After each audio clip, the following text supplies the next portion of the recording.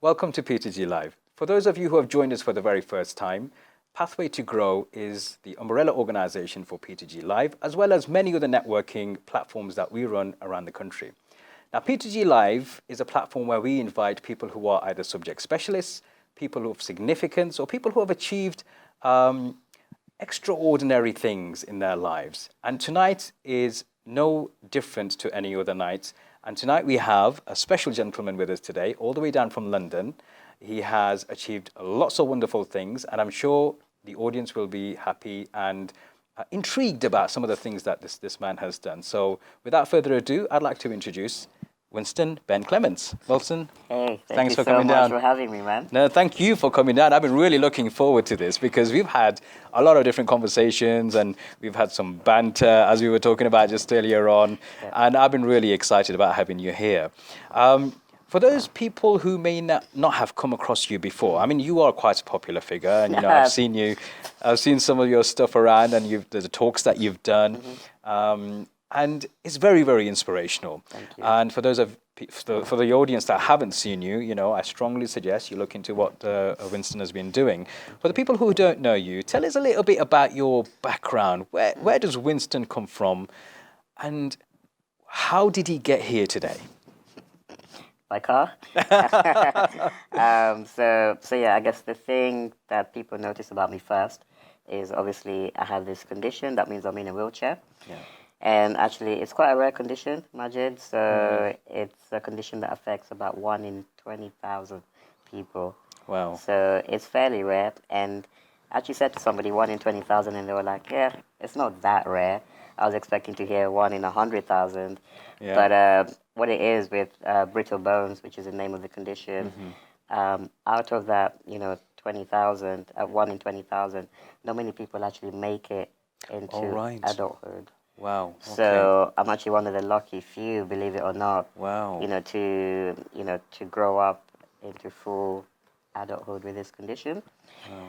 And I guess the main symptoms, as the name implies, are just bones that break super easily, especially during childhood. And you can imagine, I'm sure you can remember way back to your days as a kid, way back. Hey, hang on. And you know how kids play, and they play rough, they push each other, and they mess about. Yeah. And for me, that wasn't really an option because, any kind of contact could lead to me having, an injury, a broken bone. Yeah. And so I spent a lot of time in hospital, spent a lot of time recovering, and I guess just to skip a bit, eventually when I grew up, I decided that I wanted to use some of my challenges and my stories and my experiences to inspire people and I guess show them that, if somebody like me can do it, then, what's your excuse? Fantastic. You know what? It is, I mean, that alone, overcoming challenges like that, the average person doesn't have those challenges.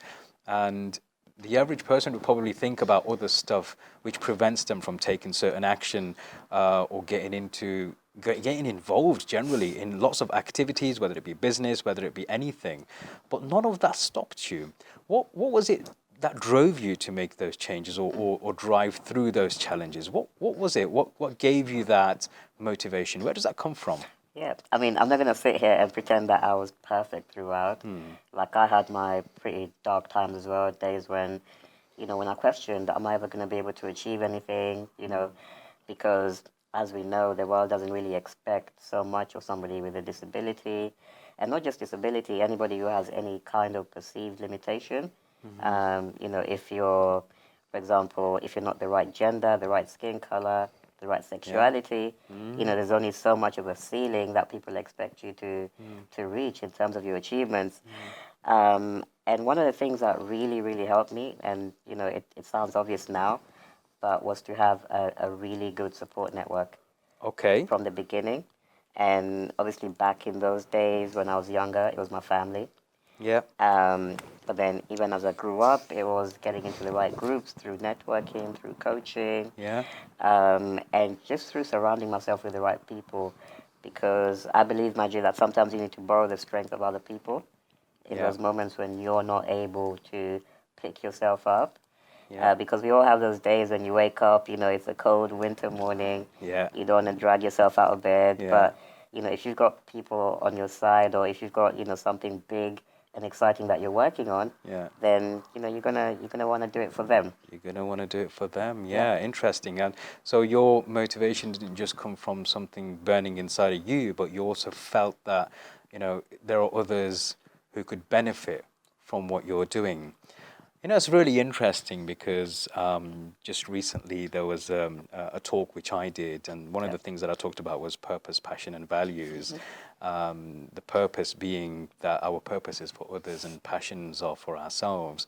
So I guess your drive, if we look at it in that perspective, was purpose. How does anybody find their purpose in your eyes? It's a bit of a deep question. It is. But I like it. Because one of the things that I talk about a lot is mission, having a strong mission, which I think is the same thing as having a knowing your purpose. And how does somebody identify their mission? I believe one thing that I say to people is your mission is probably the thing that you would do if you had unlimited money. So if you won the lottery today, MAJID, you've got, 200 million pounds in your bank account. Yeah. So money is never going to be an issue for you ever again. How would you spend the time? That's a good question. And, I mean, it might not be exact, but the kind of ideas that you come up with from answering that question will steer you towards perhaps an area that could be your passion. And for me, I realized the way I came to discover mine is, I've always been one of those guys, even when I'm out in the street, I get approached by people. People are curious about me, right? Because I tend to look different to most people. And so they want to know, for example, how do I drive a car? Because you see my car outside. Yeah. And, I've had people stop me and say, what, is that your car? Are you actually going to drive that? Yeah. And then, we just strike up a conversation, and then they realize I don't only drive a car, I live alone, got my own place. Oh, really? I didn't know that. Yeah. Wow. I live alone, I work and I travel a lot for work by myself internationally as well.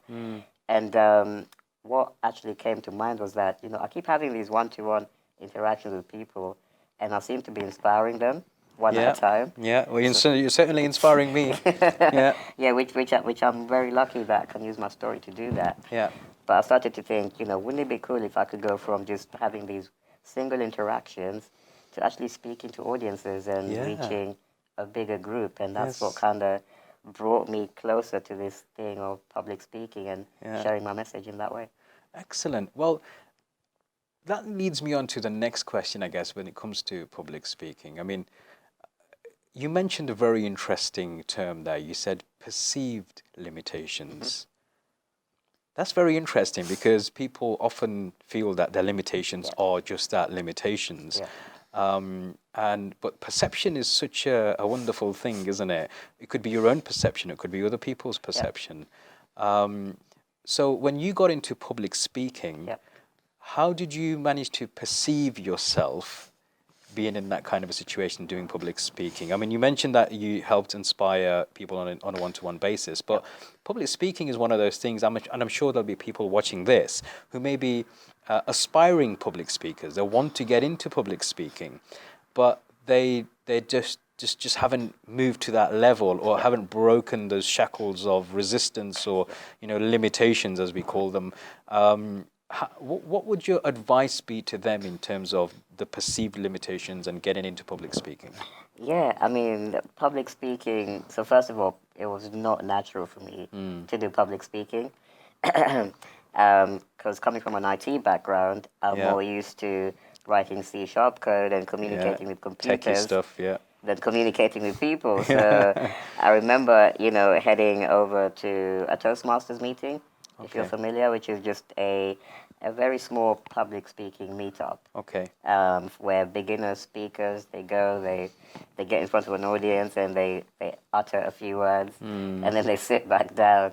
But for me, I remember that first experience being super scary. So I literally got to the meeting and I sat in the back of the room, and it was one of those, I thought, if if I sit at the back, they're not gonna pick on me. And you know, when you do that, those are the days when they pick on you. There's times you get picked on, yeah. So I got called to the front. I had to give like literally a 1 minute talk Yeah, just to introduce myself. yeah. And I remember like, you know, rolling towards the stage thinking, what am I going to say? What am I going to say? What am I going to say? Got to the stage and I don't even know what I said in the Yeah. end. And then afterwards thinking, actually, do you know what? It wasn't that Wasn't bad. that bad, yeah. I survived. Yeah, yeah. You live to tell the tale, Exactly. yeah. And I just got, you know, such a rush and such a buzz from it that I started doing it again and again. And then eventually that's when I combined that whole idea of, you know, taking my inspiration to public speaking and trying to reach wider audiences.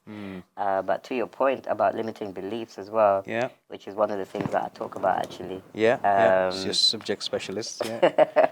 Yeah, I mean, I love the topic because it's one of those things that it can be really frustrating because you see people with a lot of potential not living up to it. And a lot of the time, I like to say that the world puts us in boxes. True. Yeah. And it could be a box, again, because of your gender, your ethnicity, Could be, yeah. and any type of, you know, Yeah. perceived box. Skinheads, yeah. Exactly. Exactly. Exactly. Your group, exactly. There you go. And it's only when we're actually able to step away from these limitations and realize that we actually have all the questions, all the answers yes. to any question or any challenge that you might be facing, and we don't need to judge ourselves against any existing template. You know, you don't need to compare yourself to other disabled people, other people from your background. So, you know, I love to talk about that, and I love to talk about resilience as well. Yeah. That whole idea of, you know, failure isn't final.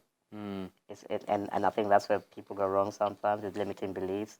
You fail and you think, oh, you know, I tried to start a business, it failed, so that's it. I'm never going to become an entrepreneur. Yeah. When perhaps maybe you just needed to tweak your approach, Yeah. or perhaps this wasn't the idea for you, you just needed to change, Yeah. you know, to pivot in some way. Yeah.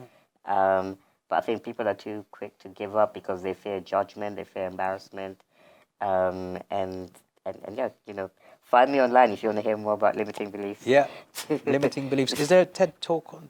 What was your TED talk on? Yes, so my TED talk is called "Your Limitations Are an Illusion."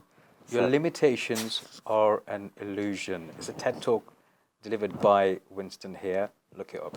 Look it up, yeah. So it's exactly on this topic, and Yeah. I go in depth on that. So yeah. Yeah, excellent. Now, you did your TED talk. So you got to a stage where you've got a multinational kind of a platform there, isn't there? Because they spread you out everywhere, don't they, with their YouTube channel and everything. They promote you. How did you get to get onto the TED talk? How did you land that gig? Yeah, and actually the TED talk it's a funny story because it came quite early in my speaking career.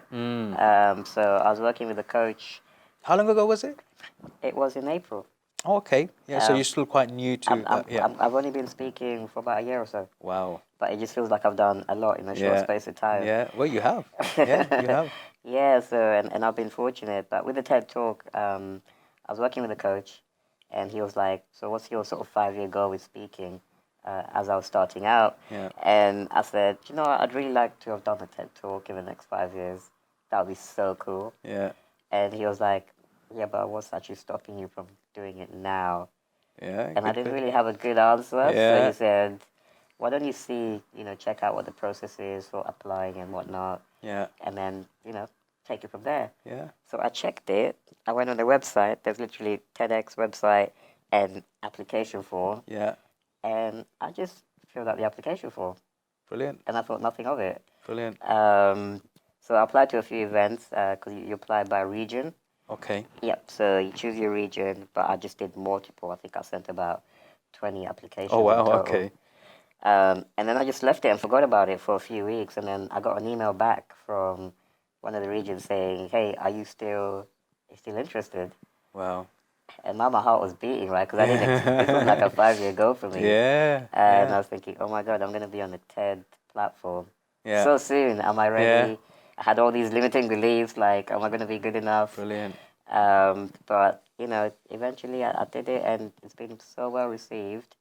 And it just shows the power of stepping out of your comfort zone as well, and not waiting to have all your ducks lined up in a row, Yeah. which I think a lot of people do. And then, that perfect moment, sometimes it never comes. It never comes. Yeah. You know, somebody once said to me, imagine and believe you are now where you want to be, Yeah, and you will be.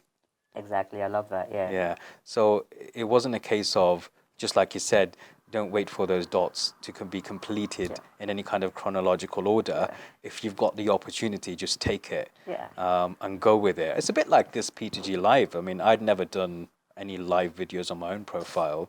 Then I was asked by the directors to come on board to host. Yeah. And I was like, how does that happen, And I said, okay, let's do it. Yeah. So agreed, and then, kind of got into it. So that's really fascinating.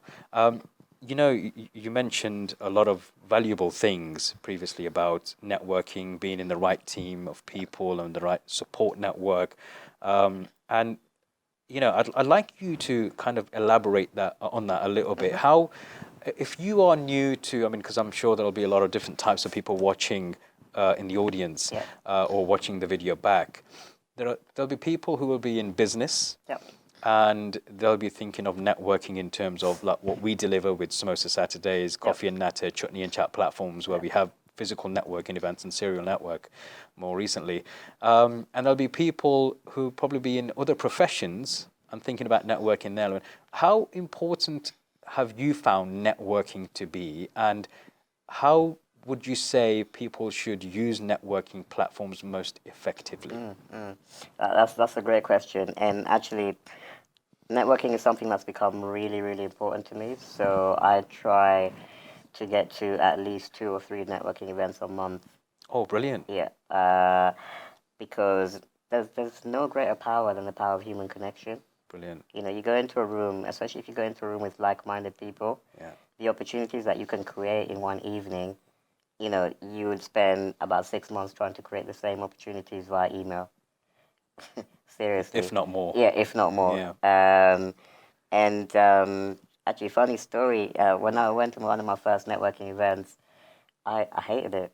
And I know a lot of people who might be watching might be thinking, I don't know, I don't really like networking. It's not really, it's a bit uncomfortable, actually. I think everybody has that level of anxiety. Yeah. Some people more than others, obviously. True. And even to this day, sometimes I go to a networking event and I think, it's in my calendar, but do I have to? Yeah. But it's just one of those things that's proved so valuable. And actually, a top tip for anybody who ever struggled with anxiety or something like that: be one of the first people to arrive at the event. Good tip. Be one of the first people to arrive, because what used to happen to me, I realized was, I'd sort of dilly-dally, and then I'd eventually show up to the event, when the event is already in full flow. Yeah. People have already settled into their groups, their pods, Yeah. and now you're like kind of the latecomer trying to break into one of those groups, and that's a little bit harder than if you actually showed up on time, and you'd be there and people be approaching you, and so it just makes it easier to strike up that first few conversations. Brilliant. And after that, you're on a roll. Top tip, guys. If you're wary or you're nervous about going networking, as Winston said, be one of the first people to turn up in the room. That way, you get to meet other people before they turn up. If you're the last one or one of the last ones, then obviously you're going to be feeling a little bit left out by leaving it too late. Top tip. I like it. Yeah, no, that's worked Excellent. for me. Yeah. Excellent. So you mentioned, obviously, aside from your talking gigs and networking, you are actually an entrepreneur. You have your own business. You work as an IT contractor. Tell us a little bit more about what you do for your profession. Yeah, so, IT is sort of something that I've always had an interest in. So growing up, when something broke in the house, they'd be like, give it to him, he'll fix it. I'd be like, will I? And then I'd just get a screwdriver and start like playing with stuff, and eventually I'd figure something out. So I guess I've always been sort of technically inclined in that way, just curious about how things work. My mom used to get probably really annoyed because she used to buy me new toys, and then I'd open them up with a screwdriver just to see what's it works. inside. and then probably break it in doing so, and then ask for another. Yeah. But yeah, so I've always had that sort of inclination. So when I did my A levels and it was time to go to uni, computer science just seemed like the natural way to go, because with computer science, it kind of gives you like a broad overview of Yep. technology. Sure. So all the technical disciplines, including programming, which I was super interested in. And yeah, so I did that for 4 years. Okay. It's actually harder than I thought. I can imagine, because you've mentioned C sharp. Yeah. I remember some time ago, well, actually a very long time ago, in your words, it would be very, very, very long time ago. I used to sell courses for Microsoft, like Microsoft courses, Cisco engineering courses, and IT programming courses. One of them was C sharp. Okay. And I remember that C sharp was one of those skills which was, well, it was an area of skill shortages. Yeah. There weren't that many people who understood that language, and therefore, number one, the course was more expensive. And the reason it was more expensive is because it was higher in demand, and because it was high in demand, it was valued more. Yeah. So the people who had that skill earned higher salaries. How has that IT industry, I mean, if we talk about IT for a little while, how has that changed, or has that changed at all? Is C sharp still one of those areas of skill shortages? Because I'm just talking, I would say, wow, it's actually been about 11, 12 years now, when that was still one of those areas of skill shortage. So companies had to outsource that work to people in other countries. Specialists, Yeah. Yeah, and I think it's a funny one in IT, and it's a bit cliche as well, because it changes so much. No, I can, yeah, believe And it it, changes so quickly. Yeah. So, I've worked during times when there's been such a high demand for C sharp. Yeah. And actually C sharp is one of the languages that seems to have a constant demand. Okay. Yeah. I mean, I think it used to be Java before that. Yeah. But I find C sharp and Java very similar Okay. in terms of the principles. Yeah. But obviously C sharp and the whole Microsoft framework allows you to do a lot more stuff Yeah. within that suite. So Yeah. hence the demand, because a lot of companies build their architecture using Microsoft things. Yeah. But I think there's a big movement as well towards open source as well. Yeah. So technology which you don't necessarily have to buy a license for. Sure. And you can still do pretty amazing and powerful stuff with. Yeah. But I think in the corporate world, they would probably be wanting to be a bit more comforted by the fact that they're using an industry recognized or certified brand rather than like open source. Open source obviously is open source. So okay. So but things like Microsoft or and C sharp or JavaScript, they're not always that way, are they? Yeah, but you'll be surprised. Even I've been pleasantly surprised, because for me, I just like working with the latest tech, whether it's open source or otherwise. And I've been pleasantly surprised when I've worked with a client who said, "Oh, by the way, feel free to to download and use any open source tool, Okay. if it gets the job done for you, Yeah. or if it's something that you're more comfortable working in. Yeah. We're not going to box you to say you need to use our tools. Yeah. Feel free to do that. Just do it Interesting. on your own laptop." Yeah, interesting. That is interesting. Yeah, Let me ask you a question. In the journey of life, in the journey of entrepreneurial life or professional life, people look at different routes for themselves to progress in. And in my time, I've come across lots of different people who have graduated in a subject, but they've never worked in that particular discipline or area or profession. There are areas in the professional world where you don't actually need a degree to be working in that specific field, but you have to have certain or specific qualifications, which are usually commercial qualifications rather than academic qualifications. So you can have an IT degree, but that doesn't make you a Microsoft network engineer unless you've got the MCSA or the MCSE, for example, right? Or Cisco engineer with the CCNA or the CCNP, So in your from what you viewed in the IT industry, advice to people either who are studying to get into the IT industry, people who are maybe looking to change their career path from something else into IT, or even parents who might be watching and their kids are wanting to go into the IT industry. What's your advice in terms of selecting the right course? What route do they take? How do they decide what route to take? This is a minefield of a question, Yeah. like literally. I think, actually, talking about my experience, so when I graduated with this degree in computer science, which is a good degree from a good uni, and in my mind, I thought, I'm just going to get a job straight away. Like, they're going to be... like most graduates Yeah, do. my phone's just going to be ringing off the hook, like, the day yeah. after my graduation. Yeah. But it wasn't actually that straightforward. Yeah, true. It actually took me, not sure how many months, but it could have been even up to 6 months for me to secure my first job. That's still pretty good going, given how, you know, because here's the thing. Look, how many graduates do we get in IT or computer science or engineering in one given year? Given how many educational establishments we have, how many universities we have, how many universities do the same degree, and if you look at the competition, to get a job within 6 months is still really good going. Well, oh, thank you for saying that. But I was really frustrated at the time because I can I expected it to be automatic and perceived expectation. My own limiting beliefs. I should have been motivating myself. You should have, Winston. But and also at the same time, my friends. So I was seeing a lot of my friends also struggling for work. Because I actually graduated in 2009, so which wasn't a good time for the economy. Oh yes, yeah. You know, that big, massive financial crisis. That's right. Yeah. That was happening. Yeah. So you know, there was a lot going on, and in terms of getting a graduate job, it was really hard because a lot of the big corporates that I wanted to work for, they basically, you know, discontinued their graduate schemes and or cut down. So it became really competitive. I remember applying for graduate schemes where, you know, I would say I was the only true graduate. Everyone else was experienced. Okay. Because so many people had been made redundant and lost jobs that they were now coming into the graduate market, applying for work. So that's the level of CV I was competing with. Wow. So I guess the advice is, I think nowadays there's a less of an emphasis towards qualifications, even degrees.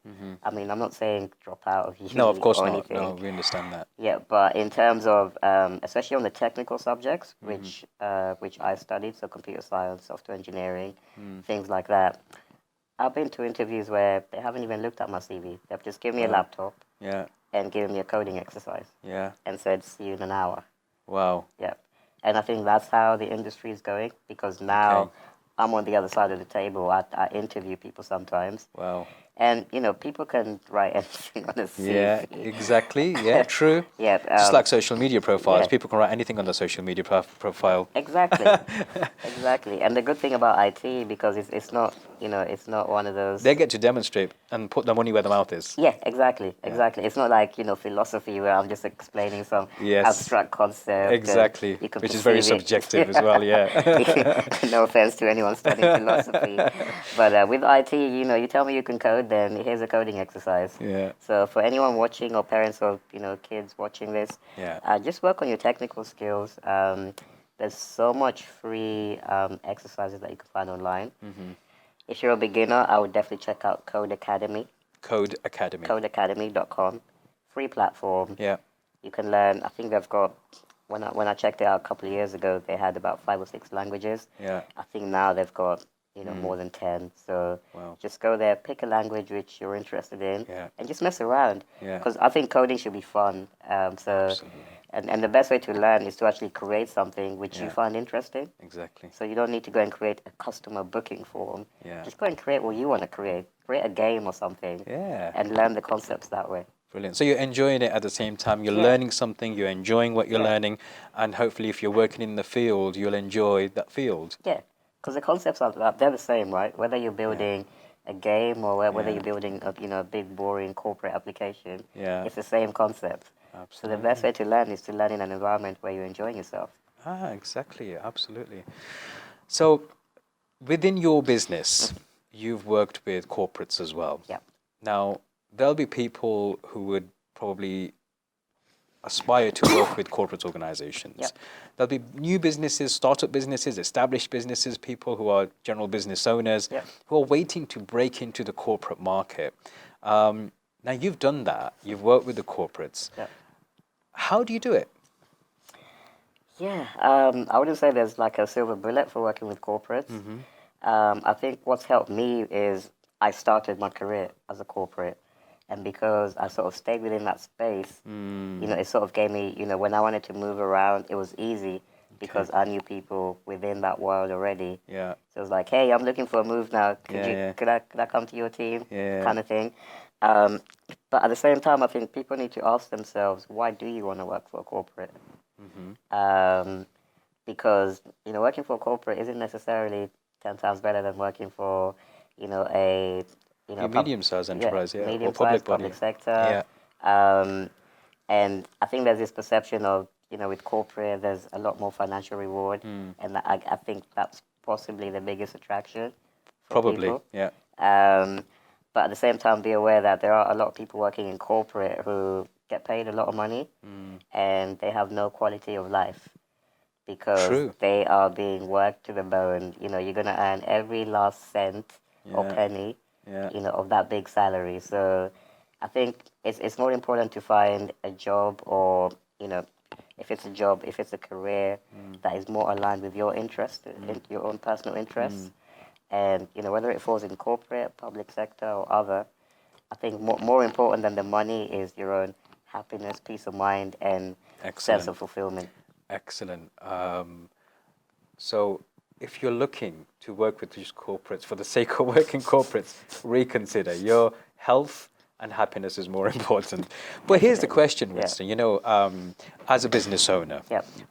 I understand in the world of business, when you have big names attached on your resume that you've worked with, maybe Yep. public sector organizations, local Yep. government organizations, corporate Yep. organizations, there's a certain credibility and Yeah. kudos that's attached to you as a brand for having worked with those types of organizations. If I was a business owner and I wanted to get in with the corporates, um, you know, the obvious things that come to mind is tendering processes Yep. where you have to demonstrate what you're about, your financial strengths, your technical strengths, your experiences.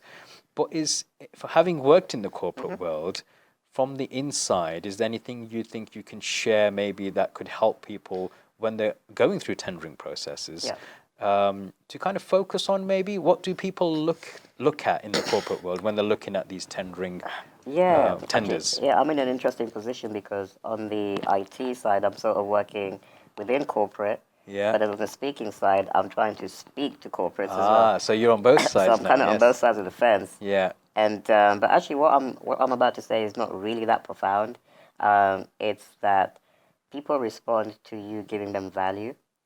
That is profound. Yeah. It is. It might sound simple, but it is profound. Yeah, Yeah. because I realized when I started off with my speaking, in terms of actually selling my speaking, I'll jump in there and say, hey, I'm Winston. This is what Yeah. I speak about. Let's jump Yeah. on the call so I can Yeah. sell you one of my packages, basically. And people be like, you didn't get the responses. Yeah. But if you say to somebody, hey, I'd love to speak to you about, the engagement within your team, for example, perhaps suggest some free strategies on how you can improve engagement within your teams. All of a sudden, the HR managers are like, okay, he's giving value. He's not asking for money. Let's get on a call with him. And you start to build up that relationship. Yeah. Okay. To the point where, you've given so much free value that they're actually prepared now to pay because they think if this is what he's giving away for free, Yeah. what else has he got, In his arsenal, in which his is, arsenal, yeah. which other people are paying for. Yeah. Yeah. So I would say that's definitely my number one tip. Look from a position of service. So I want to Brilliant. serve you as opposed to I want to sell to you. Excellent. And I think that works in many That is settings. profound. That is profound. Thank Yes. you. No, honestly, I mean, the words sound simple, but the meanings behind them Yeah. are very deep Yeah. if we are to understand and comprehend. Yeah. Again, when you were talking about speaking gigs, let's look at the return on investment. We have some people who wouldn't get out of bed for anybody unless they got paid for it, and we have people who are trying their best to get paid speaking Yeah. gigs. Where does the balance lie? How do you determine whether you go and do a speaking gig or you take on a speaking opportunity without charging? Yeah. And when do you decide that that's definitely, well, that needs to be charged Yeah. for? Yeah. So what I would say to that is that there's more than one way of getting compensated for speaking. I mean, money is the obvious one that people think. Yeah. But for example, as a beginner speaker, you might say to a client, if they say, I have no budget to pay you, you could say to them, well, can you allow me to film the talk? Yeah. Can you allow me to take pictures? Yeah. Can you write me a testimonial? Yeah. All of this stuff is building your showreel. It's going on your website. It's building your brand. So it's not necessarily just purely about money. You have to come up with other ways of compensating yourself in lieu of money. Brilliant. Yeah, because I think, and I was the same. In the beginning, I thought, yeah, testimonial is nice, but I want the money. Yeah. But now looking back, now that I'm starting to build up a bank of, videos, client testimonials, it's actually bringing more attention and more business my way. Yeah. Because now that credibility is going up and up and up, because new clients can see that I have worked with a bunch of people. Yeah. And they don't need to know whether I got paid for those gigs or not, do they? Exactly. Yeah. It's true. It's very true. And I think the key thing is that you may not have charged money, might not have invoiced them for it, but those testimonials, those video show reels, the photographs, probably worth a lot more than the money itself. I think so. Alone, or money alone. Yeah. Again, like you said, it adds the credibility. It does. Gives you a database, a reference points. Yeah, and a lot of the time, if you do a good job for somebody, even for free, then, they'll call you again. Yes. They'll call you again. They might not call you straight away. Yeah. They might call you in a year's time when they need a speaker. And they remember, oh, yeah, do you remember that guy? He came, he did an amazing job for free. Let's call him and see if he'll come and speak to us. Yeah. And then, that second call, you're going to have the control, right? Because they're coming to you now. Exactly. So you get to sort of... The bargaining power. Tables have turned completely. Perceived value. Exactly. Yeah. There you go. Yeah, I was delivering negotiation and influencing training yesterday to a council leader yesterday. It was just one of the things that we were discussing. Yeah. Perceived value. Negotiation is heavily dependent on what they perceive you as and what value you're going to give. I think in addition to that, when you're doing gigs without getting paid, there's this thing, isn't there? Now there used to be a common saying that it's not about what you know, but who you know. But today it's more a case of it's not even about who you know, but who knows you. So when you're either hosting or speaking at events or attending events in any kind of significant position, even sponsoring events, you are getting your brand out there, right? So it's brand recognition. You become a brand. This is personal branding, and you're leveraging your own brand, aren't you? Yeah. So I think with the valuable information that you've given, I think also people need to think about, if I'm getting these opportunities, it's me as a brand, because people buy from people who they know, like, and trust. So if you're getting known and people like you, they end up trusting you, you become a brand in your own right, and that leverages your possibilities or potential of getting more business or inquiries, at least. Yeah, I think so. You just want to see. I think there's that saying that says that most people need to see you at least 5 times before they buy from you, or something like that. Yeah. So you call them the first time, be like, no. Yeah. It's only the 5th time that they see you, they'll think, oh, maybe MAJID has got something to offer. Yeah. So it's that whole idea of being omnipresent. Yeah. I do a lot of Facebook Lives as well. So if you go on my Facebook page, there's usually me posting a live video at least once a week. Is it on your personal page or your fan page? I normally start on my personal page, but I share it to my fan page as well. Yeah. Okay. And I've been asked a few times, why do you do Facebook Lives? Yeah. Yeah, do you get paid for those? No, I don't. And even with LinkedIn, I post videos on LinkedIn. I write articles on LinkedIn. Brilliant. And I post those as well. Yeah. And, I've had the question again, why do you do that? And it's that whole idea, what we talked about earlier, of serving, not selling. Keep putting out that value. And it's actually led to people just contacting me out of the blue to say, hey, man, I just really love what you're putting out. Can we grab a coffee one day? Yeah. That's it. Excellent. I think there's another key, a very important point to remember is when you're serving the community. Yeah. it adds, again, goes back to credibility again, doesn't it? Number one, it shows you the depth of your understanding of any given subject, because if you haven't got much of a depth in your understanding, you're not going to share much. No, it positions you as an expert. Exactly. Yeah.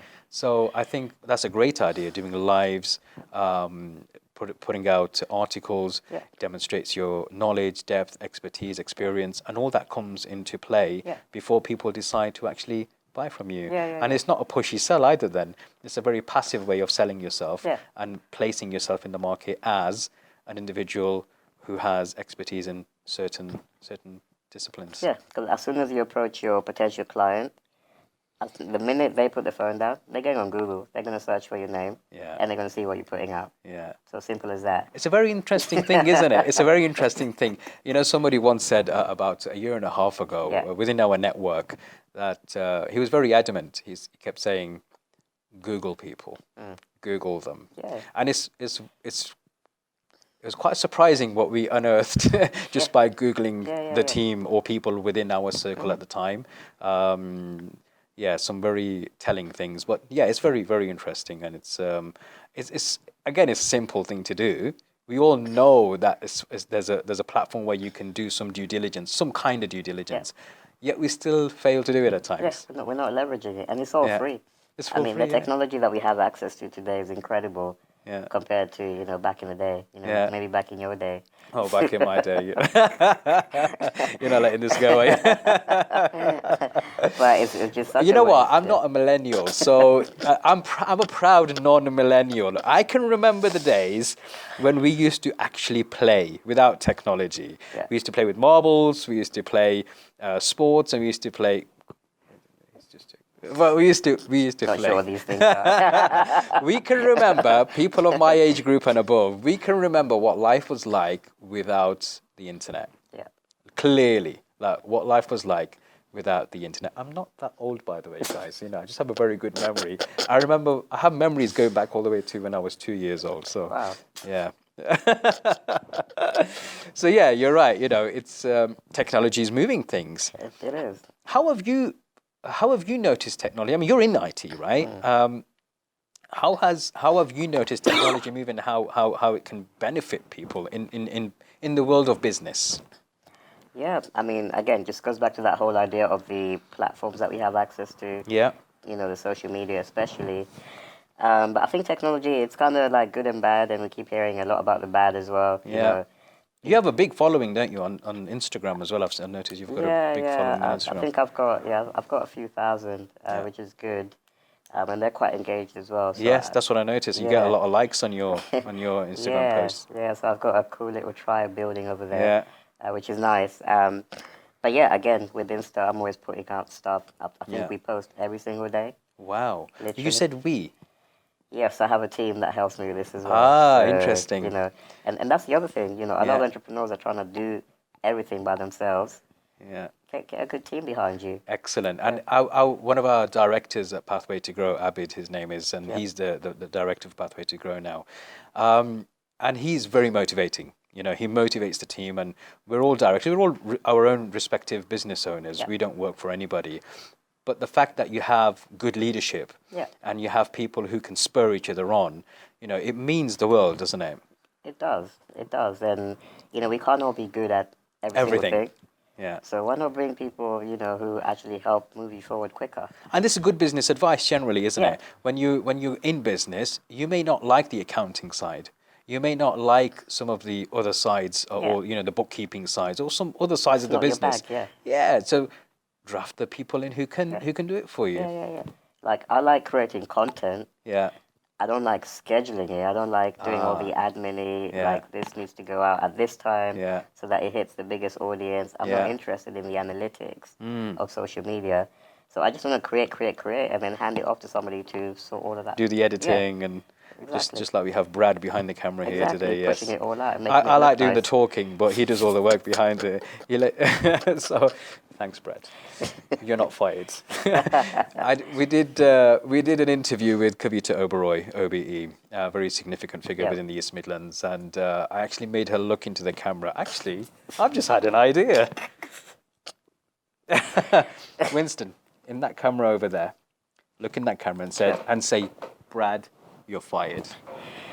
Bradley, I'm sorry, you're fired. That was the icing on the cake. Not even just Brad, but Bradley. It's a very formal firing process. You have to full name somebody when you fire them. You can't be all Paddy. There we go. So Brad, you're fired again. Nah, you're hired. I like Brad. He's all right, isn't he? Brilliant. So, I don't know how long we've been going on. Oh wow, it's been an hour, hasn't it, Brad? Yeah. 50 minutes, I've got it down. That's Okay. about 45. Wow. Where did that time go? I know time flies. You talk too much. I talk too much. Are we going to have like a bloopers thing as well? We're going to have to at this rate. He's managed to stay really focused and sensible for 45 minutes. Until Bradley.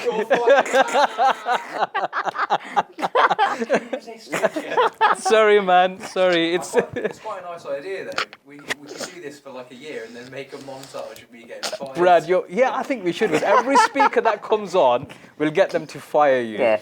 We're like, but he's still here. Next week. Brad, you're fired. Brad, you're fired. Bradley, you're fired. The formality of Bradley. That made your heart skip. I bet it did. I bet it did. So, Winston, looking at everything that you've been doing, it's very inspirational. You've obviously had to overcome a lot of different types of challenges and adversities to get to achieve some of the things which people without some such obstacles would even find it difficult or challenging.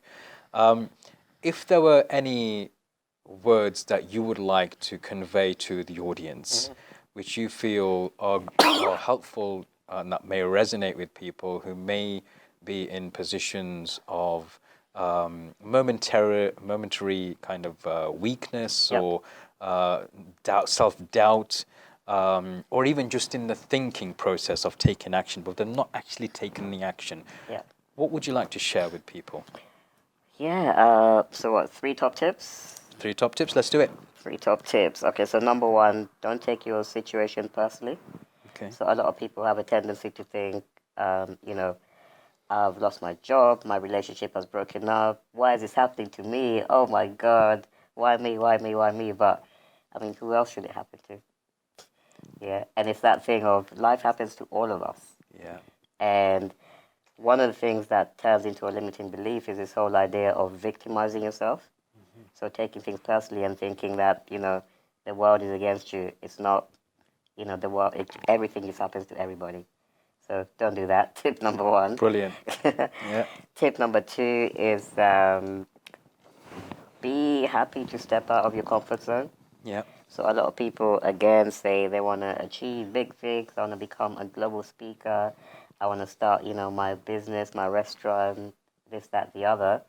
But yet they're still doing the same things that got them to where they are today.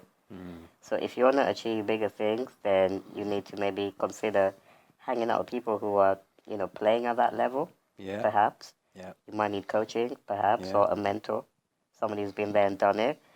And I think where a lot of people go wrong, unfortunately, is listening to, and it can be family sometimes. Yes, loads of times it is, isn't it? I mean, family, as much as we love, I love my family. Yeah, sure, yeah.